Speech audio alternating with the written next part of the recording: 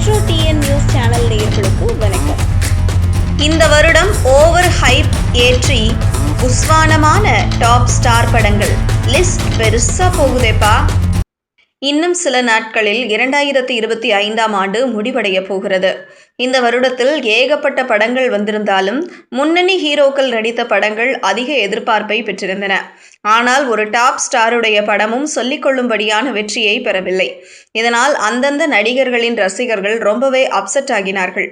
இந்த நிலையில் இந்த வருடம் அதிக ஹைப் ஏற்றி தோல்வியடைந்த சில படங்களை பார்க்கலாம்.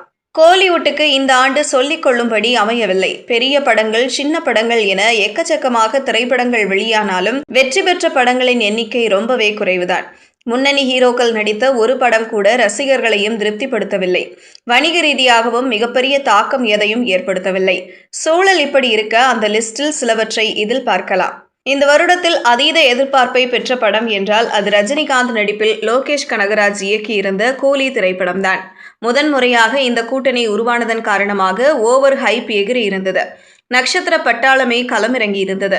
ஆனால் அறத பழசான கதை, திரைக்கதை, மோசமான மேக்கிங், ஏகப்பட்ட லாஜிக் ஓட்டைகள் என படம் மொத்தமாக படுத்துவிட்டது. இந்த தோல்வி வலுவாக இருந்த லோகேஷின் கரியரையே அசைத்து பார்த்துவிட்டது. கமலுக்கும் இந்த வருடம் போதாத வருடம்தான். ஷங்கருடன் சேர்ந்து கடந்த வருடத்தில் இந்தியன் 2 படத்தை தோல்வி படமாக கொடுத்திருந்தார். ஏற்கனவே மணிரத்னத்துடன் இணைந்து சூப்பர் ஹிட்டை கொடுத்து விடலாம் என்று கணக்கு போட்டு தக் லைஃப் படத்தில் நடித்தார். ஆனால் இந்த படமும் படுதோல்வி. அதிலும் படத்தின் மையக்கதை ஒரு பெண்ணுக்காக தந்தையும் மகனும் அடித்துக் கொள்வது போல் இருந்ததால் இப்படத்தை ட்ரோல் செய்து அடித்து துவைத்து விட்டார்கள் ரசிகர்கள். வேறு எந்த பெரிய நடிகரும் இந்த வருடத்தில் 2 படங்களில் நடிக்கவில்லை.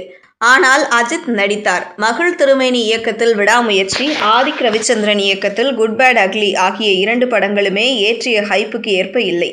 விடாமுயற்சியை ஏகே ரசிகர்களே விரும்பவில்லை. குட் பேட் அக்லி முந்தைய அஜித் படங்களின் ரீல்ஸ் தொகுப்பாக இருந்தது. அது அஜித் ரசிகர்களுக்கு கொண்டாட்டமாக இருந்தாலும் படம் பார்த்த பொதுவான ரசிகர்களுக்கு திண்டாட்டம்தான். அதே சமயம் வசூலில் 100 கோடி ரூபாய் அள்ளியதாக தயாரிப்பு தரப்பு சொன்னது மட்டும்தான் ஆறுதல். ஷியான் விக்ரம் சோலோவாக ஒரு ஹிட் படம் கொடுத்து எத்தனை நாட்கள் ஆகிவிட்டன என்பது அவருக்கே தெரியாது. கடந்த வருடம் தங்கலான் படத்தில் அடி வாங்கிய அவர் இந்த வருடம் அருண்குமார் இயக்கத்தில் வீரதீர சூரன் படத்தில் நடித்தார்.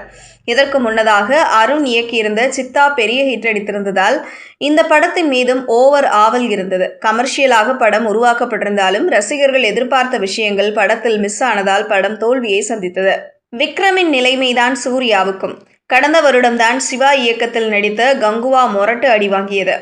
அந்த காயத்துக்கு கார்த்திக் சுப்புராஜை வைத்து மருந்திட்டுக் கொள்ளலாம் என்று நினைத்து ரெட்ரோ படத்தில் நடித்தார்.